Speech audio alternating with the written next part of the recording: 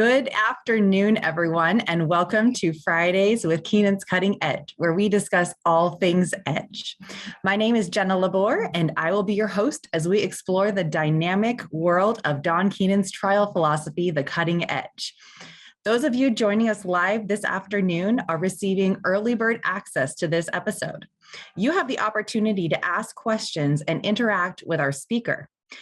If you have a question, please type it into the comments section and we will be sure to address it. If you happen to be unable to join us live, episodes are released each week following the live broadcast. So be sure to hit that subscribe button and click the alerts icon to make sure you don't miss an episode. I understand that last week we had a bit of a technical glitch. So for those of you who don't know, I own my own law firm with a friend of mine, Young Ji Hong. Check out the episode I did with her on finding your voice. But since I am a real practicing lawyer, in addition to doing these podcasts, sometimes my day job conflicts. The last week was one of those times. And normally you would not have any idea because of how awesome my tech team is. But our speaker didn't show up. So while the show may go on without the host being live, it cannot go on without the speaker. And that's what happened. So we're still new, we're still learning, and we appreciate you bearing with us as we work out these kinks. So I hope everyone had a wonderful Thanksgiving. I sure did. In fact, I'm still at my parents' house. You can see my background's a little bit different today. And in fact, I think we had some overview from my dad watching the podcast. So this is just so exciting and really super live today. So I hope everyone had a wonderful holiday. And today we have David Marcarian, who is with us to share about something he developed that is a personal injury lawyer's dream and an insurance company's nightmare, a tool that objectively measures soft tissue complaints. Now, MyoVision has been around for quite some time, but I know I haven't heard a whole lot about it, and maybe you haven't either. David is from my own home state of Washington and is currently in Las Vegas. We will put a link to his website as well as his contact information in the description below so that you guys are able to contact him with any questions after this episode. But don't forget, you can ask questions during the episode as well. Now, Papa Don utilized this groundbreaking technology in his own case against Hilton hotels, and I am thrilled to learn more about it and see how I can use it in my own cases. So David, tell us about MyoVision. No, you can't make me. No, just kidding. So first of all, welcome everyone. And Papa Don, I miss you. I enjoyed our time together so much. You're such a great guy. I wanted to tell you how much I appreciate that. So I'm going to do the little share screen thing and let's get started. So you're waving in the air. Okay. So what I'm talking about here, yes, MyoVision has been around for a long time. And the reason that you don't know about it is essentially insurers have done a phenomenal job marketing that there is no validity to this. And that was erased in Florida. It was major Supreme Court when I was in the state of Florida, which I'll go over. But the concept here is, and it's been so difficult for people to understand, and is that it's time right now for a paradigm shift in evaluation of spinal health and specifically soft tissue injury. And what the DynaROM, MyoVision DynaROM does differently is you'll see, and it makes so much sense, but it's been confusing. So I'll go over my background a little bit. So I was trained at NASA and just found out last year that my research study on muscle fatigue in pilots led to a redesign of the F-16 hand control. They never tell you this stuff, but one of the pilots told me himself that it was right after '89 they actually put motion in the F-16 hand controller because the muscle fatigue was a serious problem. And when I was 26, everyone laughed at me saying, yeah, right, you're going to win this, on late night TV, you win this grant, blah, blah, blah. They give out 2 of them a year. At the time, I actually won when I was at NASA. I wrote a I was at IBM's Human Factors Visual Performance Lab at the time, and I wrote a grant proposal, and the NIH funded it. It was actually $500,000. My part was $450,000, and that was to design and build this. And so that grant was a really big deal. I have patents on all this stuff. I lecture all over the place. I teach now. The medical school, University of Buffalo Med School, has integrated this into every single case now, and you'll see why. And as an expert witness, I'm now at 56 wins, 0 losses, meaning that whether it's settled or not, there's tons more, but they have all been in favor of the plaintiff due to the fact the device is totally objective, and it actually finally shows objective data, which leads to a completely different outcome. And you'll see one of the cases that was beyond ridiculous. This really made it a big deal in Washington. So when you're looking at range of motion, you'll see the MyoVision is considered the gold standard in the range of motion assessment book by the AMA. So that was a really big deal that they decided to do it. But it was 12 years of utilizing this, where John Gerhardt, the author of this, realized, oh my God, this is so much more sensitive than range of motion. And the lawyers do not realize when they order MRIs and they order all these tests and they do range of motion, that and insurers are laughing. They're handing this data that proves there's nothing wrong with the patient. And the reason with range of motion is that you'll take, as an example, a yoga instructor. Is their range of motion going to be really excessive to begin?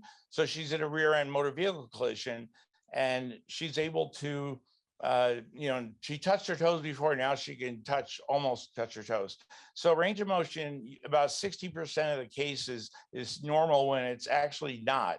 And what we did was and I patented this, I added muscle guarding to it. So we use, though, for if you want to use range of motion on your own, if you're stuck, if you're in the old paradigm, we do have a very cool range of motion device. These are some videos, but you can go to dynarom.com or myovision.com, both of those, and you'll see this, the information on it. So, and you can download the case in Florida, where I beat all the insurance companies. The key is mobility. So when you go back here, why is my mouse doing this? So it's just taken off on its own. Okay. So what's the what the latest mobility is the key, right? I mean, if you could do a functional measure, you'd be way better off than laying down doing an MRI, CT, and the med school was just blown away by this. They're going, why can't we see this in our normal tests? Well, they're all endpoint values. They're all laying down. They're all static. And what I do is a motion test. So the latest research is showing you that MRI doesn't have sensitivity to back pain.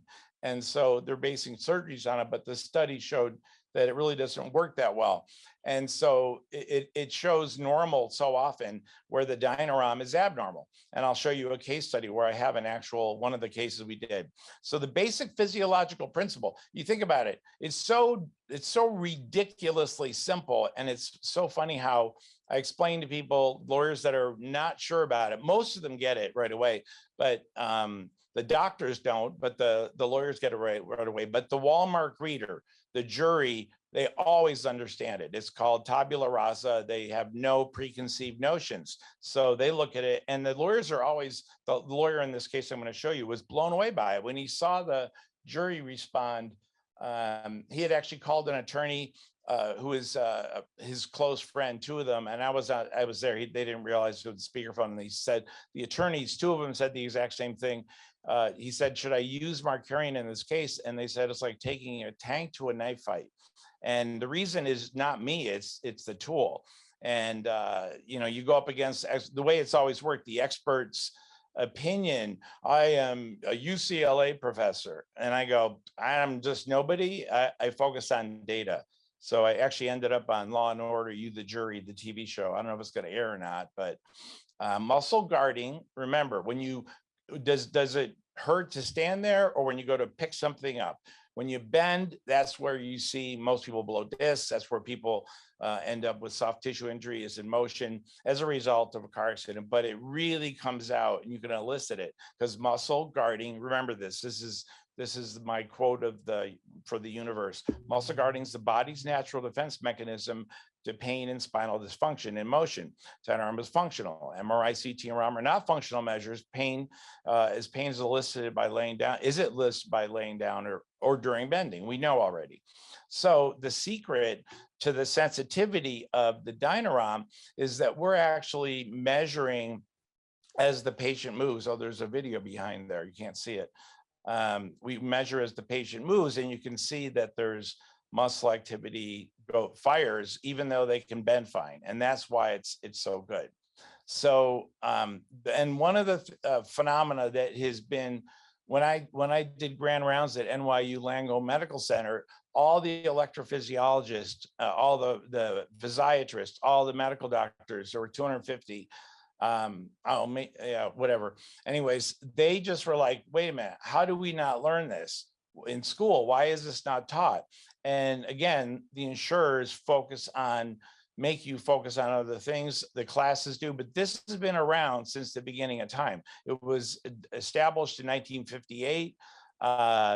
And there's been so many research, at least 50 research studies on it. What it does, when you go to bend and flexion, muscles, what happens is that as you're in flexion, you go past around 35, 40 degrees when you're in flexion, and I'll show Papa Don's test, muscles go into relaxation. And what happens is that in a normal individual, the ligaments and connective tissue take over at about 40 degrees, and you're hanging off those ligaments. Muscles don't get involved. And as you know, ligaments yell to muscles for help when they need it. Hey, this hurts, or I'm not strong enough to do the job. Jump in, please help us. So this flex vision, if you look at the right graph here, what you're seeing, I can explain the test here.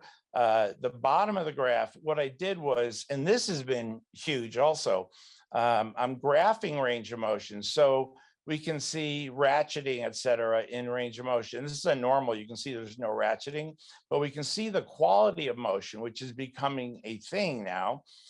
Since I did this, you can still get the endpoint range of motion. So your traditional side is met. And you can see at the top, we're seeing the person standing, bending forward. The left line is blue, the right line is red.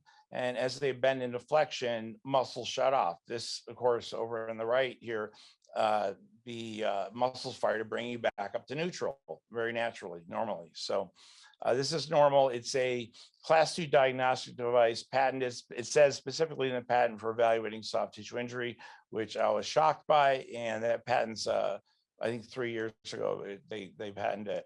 So I did. How's it work? We're just using EK. Well, and it drives me crazy. One of the defense experts' rebuttals to me was, there's no way it uses EKG technology. I design EKGs. It's like, it's exactly the same technology. It's just significantly more sensitive.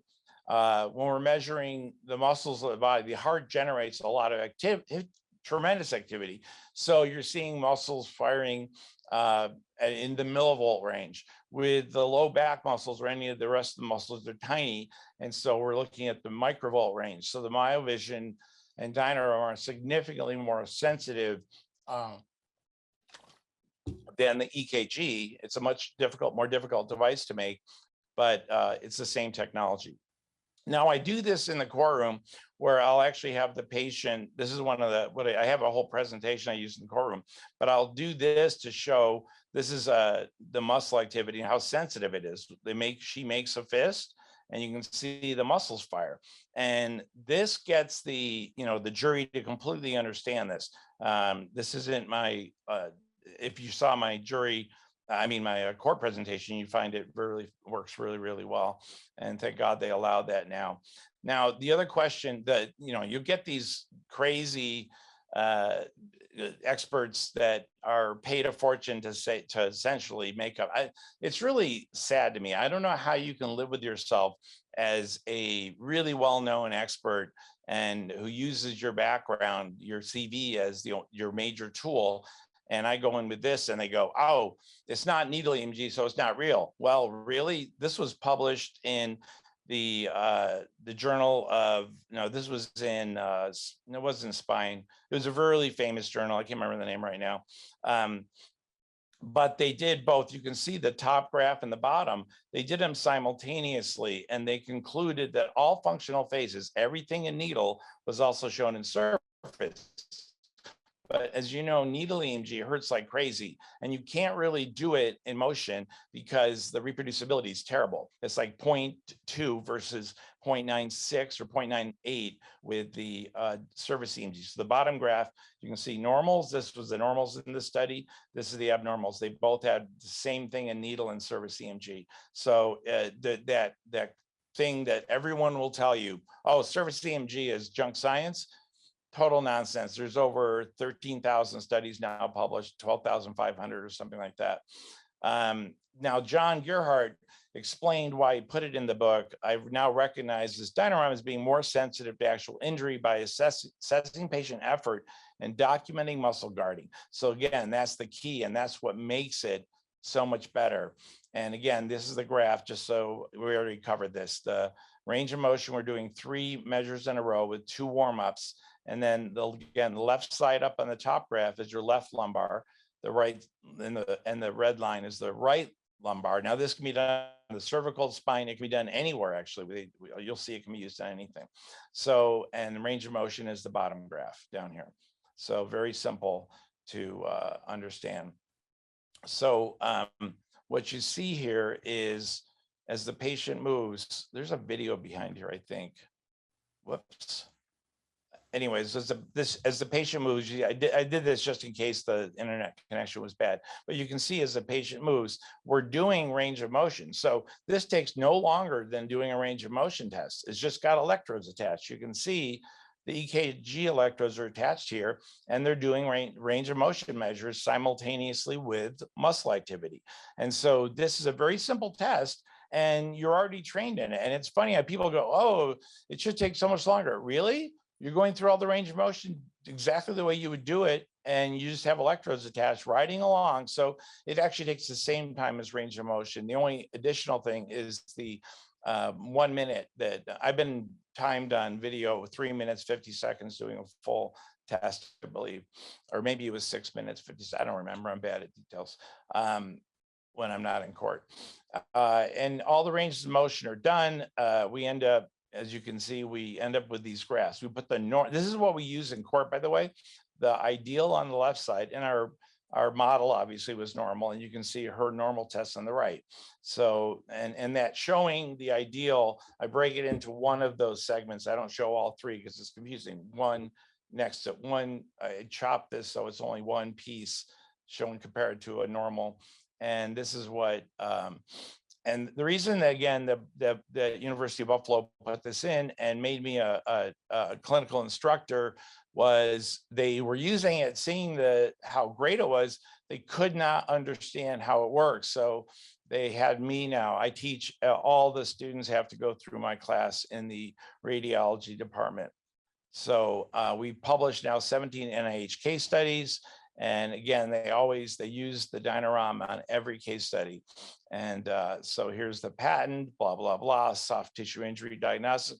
This can be valuable when you're in the courtroom establishing not only admissibility, but the validity of the tool. The getting a patent was 9 years.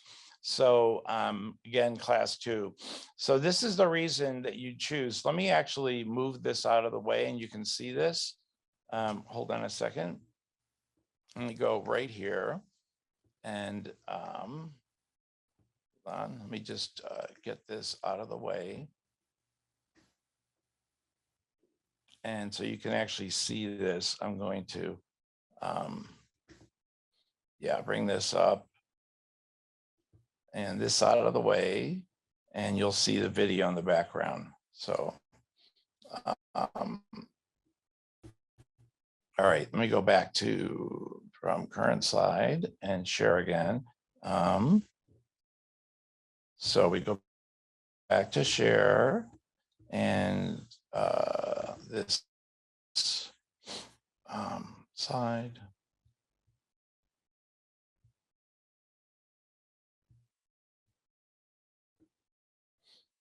Okay, so what you see here, I'm going to show this video, and what you see here is that the patient.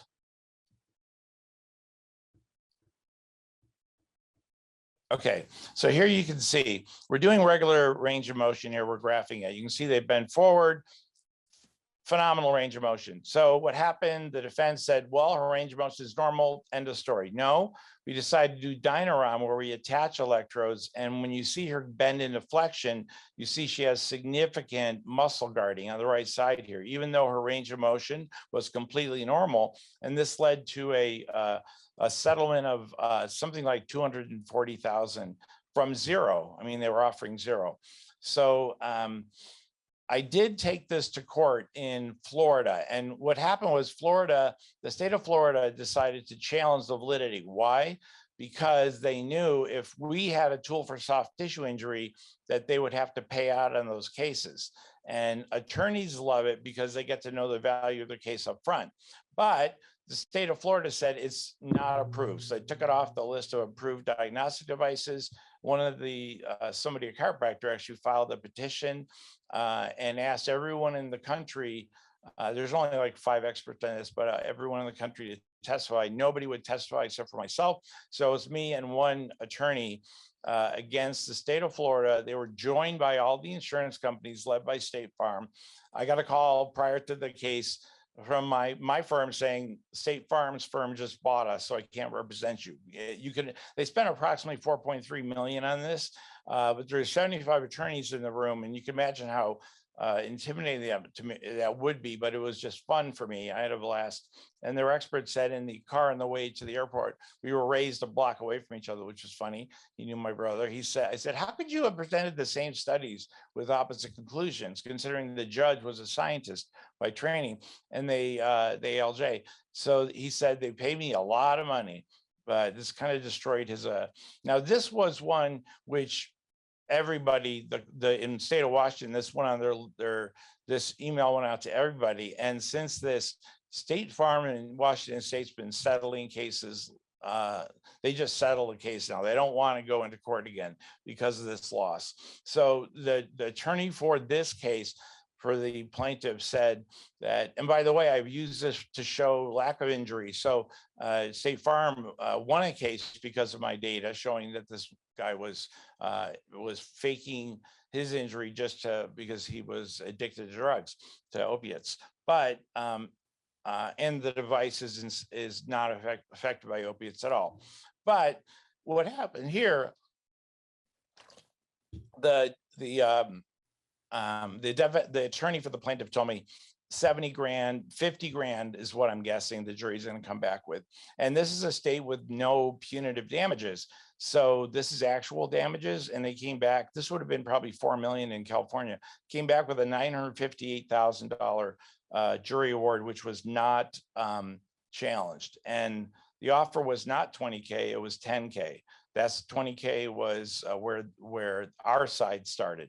So there is a CPT code for billing it, just in case those in the PT world, that's what we're doing right now. The PTs are actually really getting into this. I was really shocked to see all the literature published by PTs saying range of motion is stupid without the muscle activity.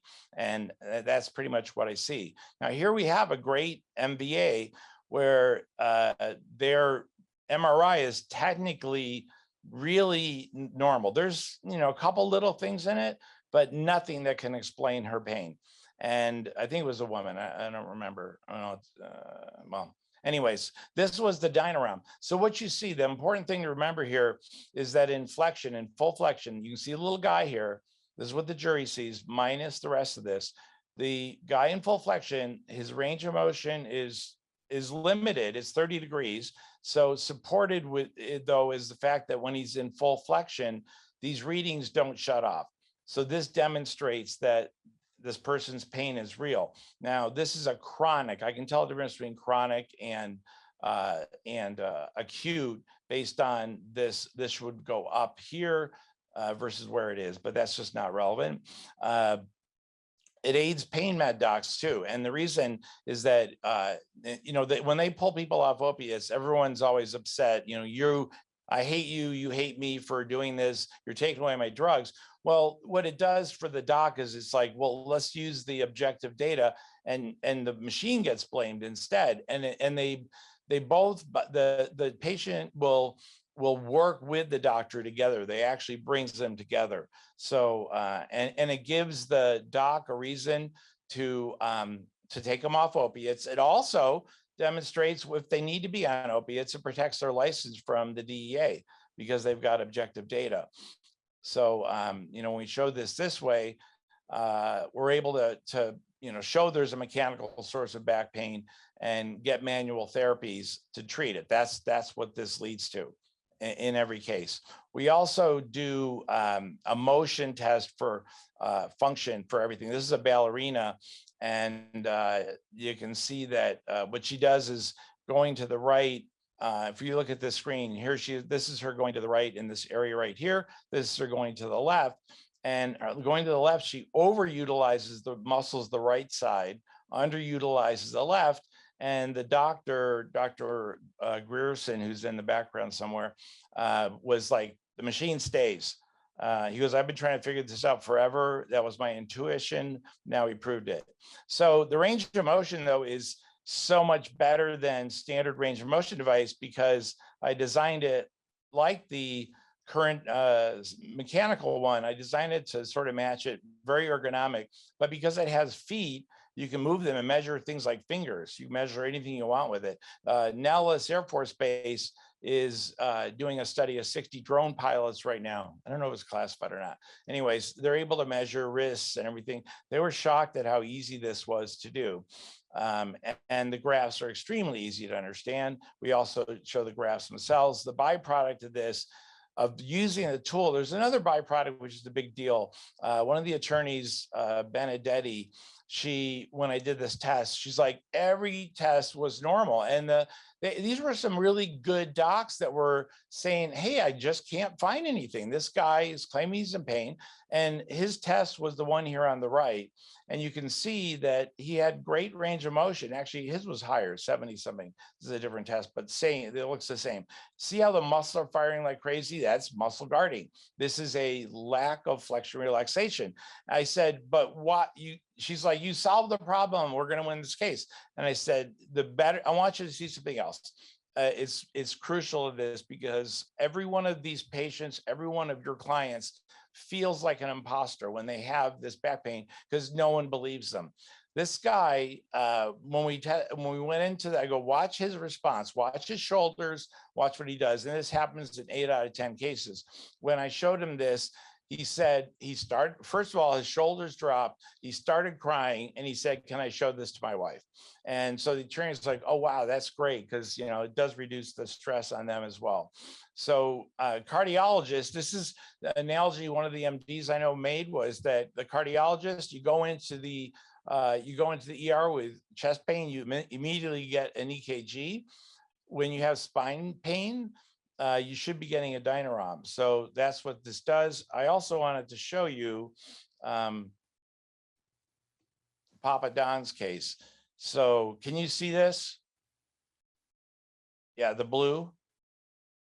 So in this case, let me see here. Let me go here.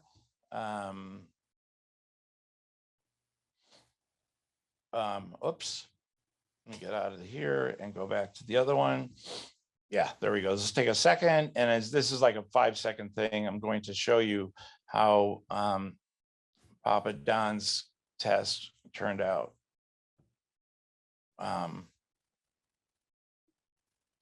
Okay, so what I do is, let me go back to share screen. I'm going to share this screen with you. So there we go. Now you should see it. So in performing a rotation, the left and right in a normal, this is what the jury sees, by the way, is this presentation of ideal and patient name on the right. And in ideal, when you do a left rotation, one muscle should fire. Why would both fire? If you have, I did this in Law and Order, You the Jury, I showed it with my hands. When you do a left rotation, typically the left side fires, sometimes the right. That's a paradoxical, but it does happen. The one side fires, the other does not. Why would the opposite side fire? Well, its job is muscle guarding, so to reduce the further pain. So when you're doing a left rotation, if both of them fire, if both of them fire, that is proof that they're in pain. And in addition, you can see how the readings are bouncing all over the place. So this bouncing is the fibrillation that you see in needle EMG and surface. And so that fibrillation establishes that it's acute. And we were able to utilize this. I did a presentation. And so I use these graphics where I demonstrate what should happen. Muscles should relax in flexion, and then go into showing the ideal next to the patient. This was the test that we did. And you can see that his muscles are in full fire, they're firing fully and also at a high amplitude throughout the whole motion. And there's a lot of jitter in the signal, which is that fibrillation. So, and by the way, you need to know this, every case I've ever seen, and one of them in Arizona, sadly, I said, put me on the witness list because I know they're going to pull something, and you have to be prepared for it. Well, I have a document now, which you're all welcome to, and it literally is preparing for deposition. It has links to every single paper that I pull out and show, but they referenced this clinical utility paper. And in one of the Fry challenges in Washington, there were 6, they dropped every one of them. They said, well, the clinical utility paper said there's no validity to it. I hammered on this group, I can't remember their name, the American Academy of Electrodiagnostic Medicine. So they changed names. And I got this, luckily, thank God. It was retired. This paper doesn't exist, but lawyers are getting it all the time and using it. And I pleaded with the attorney, please use this if we go to court. This one settled, I think, for $220. It was a $0 case, all because of this. And they always say the ACA has a position paper. I wrote them one email and they pulled the position paper off. It says under review. So they're coming out with a positive. The other one is they reference old books. Croft does, the Croft guidelines. Croft does, he borrowed it. He's like, I want to see this for myself. He was saying there was no validity to it in his 2005 or 4 book. 2009, he published. So clearly we can see with the DynaROM now, we can see the difference between normal and abnormal necks. So again, it's, these resources. But if you send me an email, I'll send you back this, and it's really great because it's literally every single question. I went through all my depositions, every question that you're going to get and see, and it prepares both the expert, the doctors and the attorneys for this. And attorneys, all I get from feedback is that they love it. So this is how you reach me. So Jenna Labour, but with the French name, but is actually English. Yeah. So I need you to explain that to the court. Please explain to the jury how it is you have what appears to be a French name, but it's actually English. So do we have any questions? I think I covered everything. Did I cover everything? I think you did. I'm going to go back and ask you a couple of questions just for clarification purposes. But we don't yet have anything from the audience, which is not atypical. Sometimes people are just kind of absorbing what's going on. Other people, it's the day after Thanksgiving. So who knows, they may watch it after as a recorded episode and then send you an email, which I hope people do, because this is really interesting.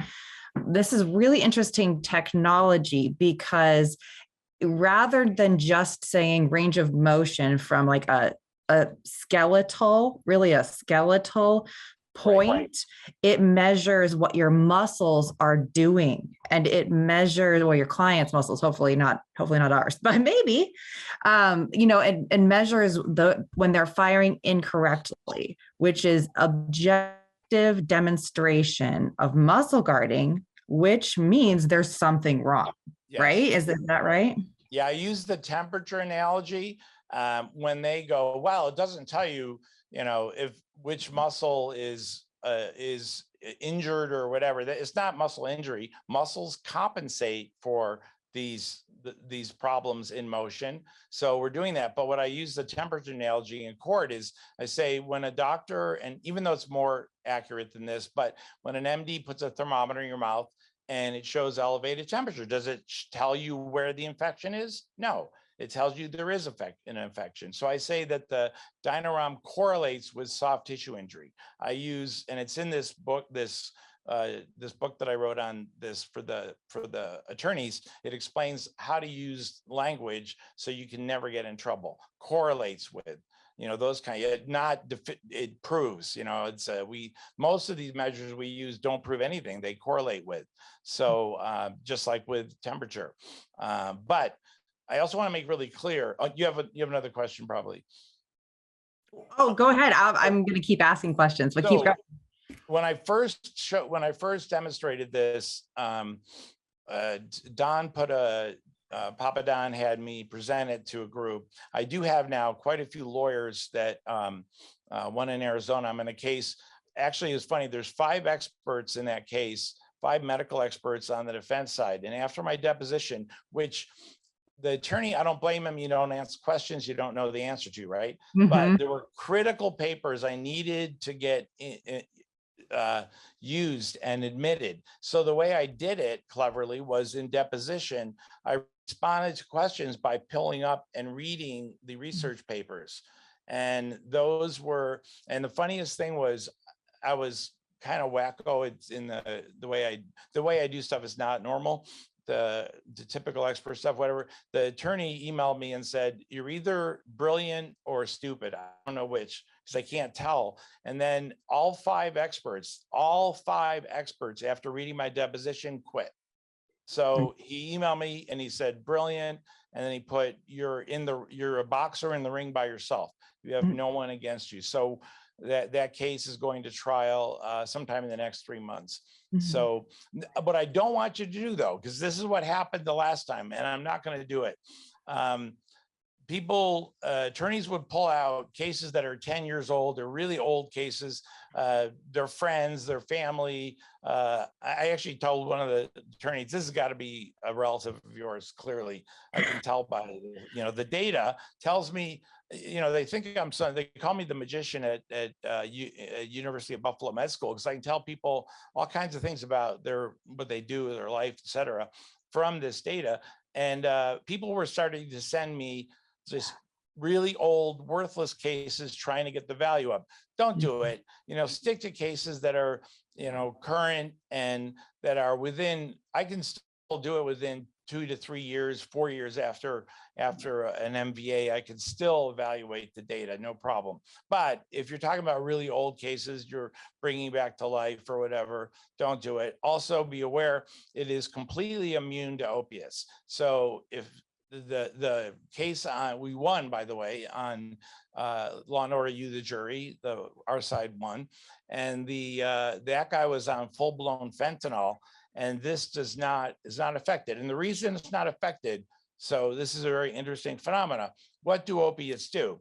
And there's actually a published study showing they injecting a painful substance into the body and measuring the muscle activity response. And it demonstrates that even when they're on opiates, which is what they did in the study, the pain response is still there. Why? Opiates affect you at the central nervous system, at the cerebral level. So it's the sensation of pain. It makes it so you don't feel it. You ask all these people that are on opiates, do you feel a pain? Absolutely. You care about it? No.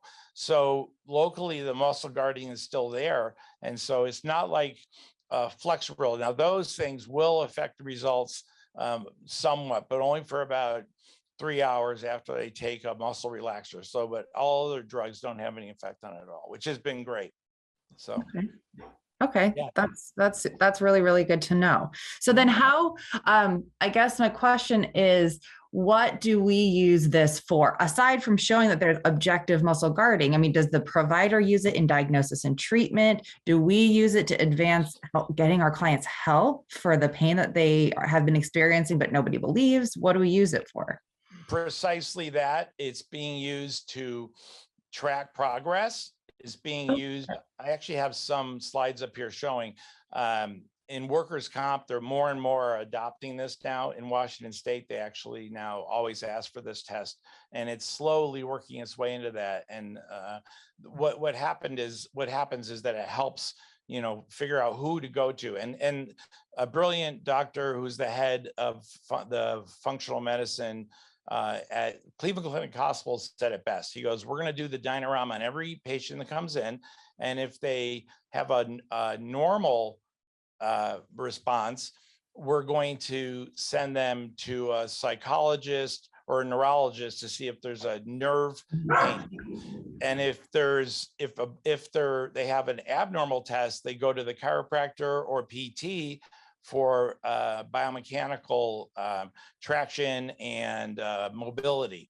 So treatments were based on that. So yes, it does help you pick out who to send to. The VA used it also to pick out who needed ablations. So they do the way they do it now. I mean, this is so insane. It's 2021.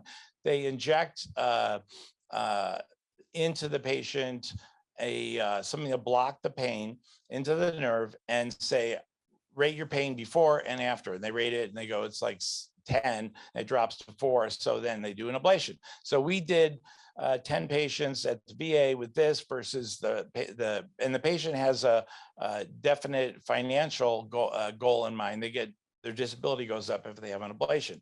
So it turned out that, and it matched the doc's intuition, but it turned out that 10 out of 10 of the patients claimed their pain dropped significantly. On this device, it was actually 6 out of 10. So there were 4 people that were faking. So it shows you both injury and lack of injury.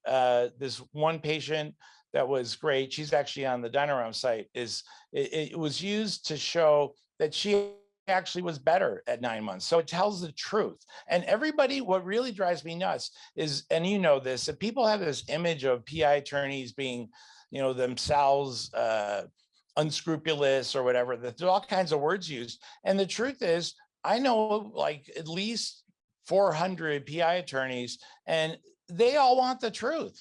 There's nobody I haven't run into one PI attorney that was in any way unscrupulous, and they all wanted to know the truth, and it helped them focus. And like in Washington, the attorneys there that use this, they go to court with it because they know that they're going to settle. And State Farm now, it just had the highest settlement out of court because their last case, they actually tried it again. We went to court, and their expert, I just ran circles around him when he was amazing. He was trained. He was absolutely fantastic, but he made false claims. The day after, when I got to rebut him, I was up all night. There were like 10 attorneys there. I'm like, what are these guys doing here?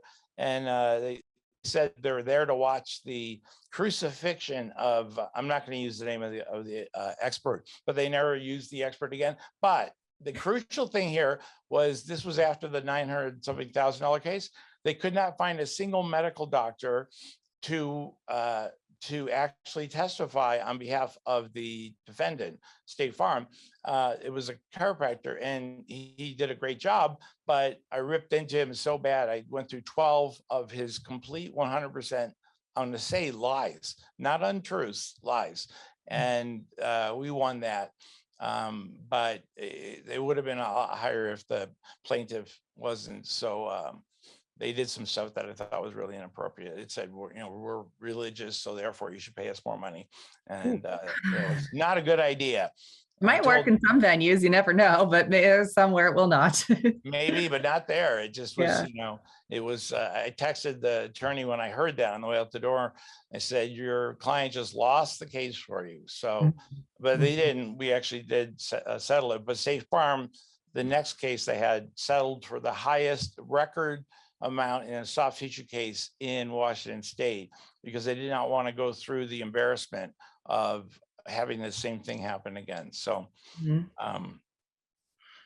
that's about all. And so, yeah, you can take with your attorneys have been fun. A group here, the biggest law firm here in Nevada, they had me test one of the guys who could barely walk. Oh, he's in so much pain. He was an attorney and he was really hurting.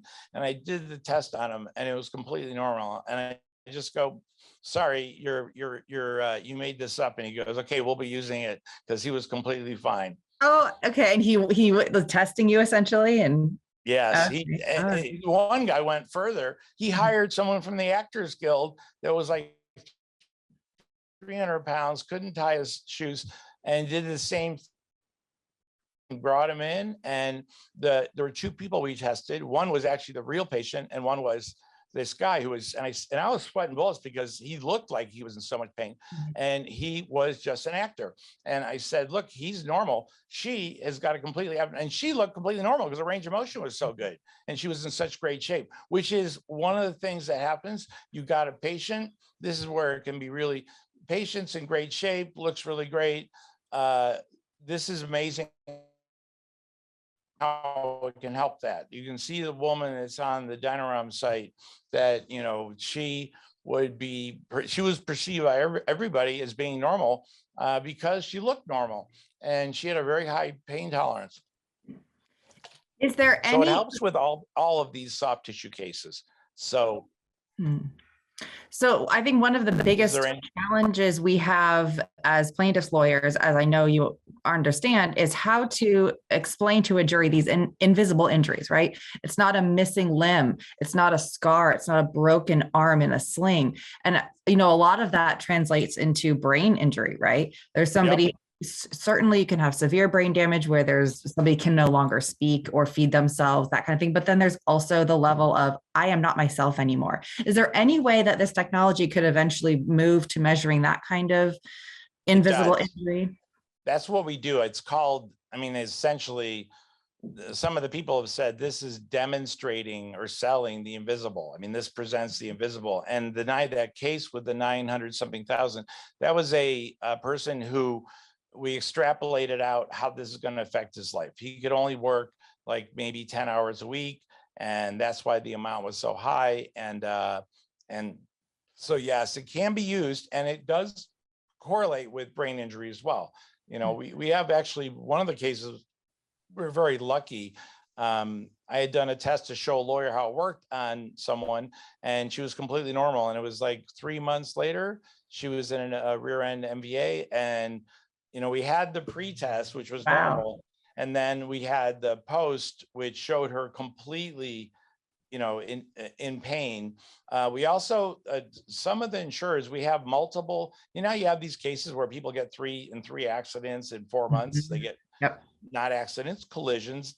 Papa Don got it.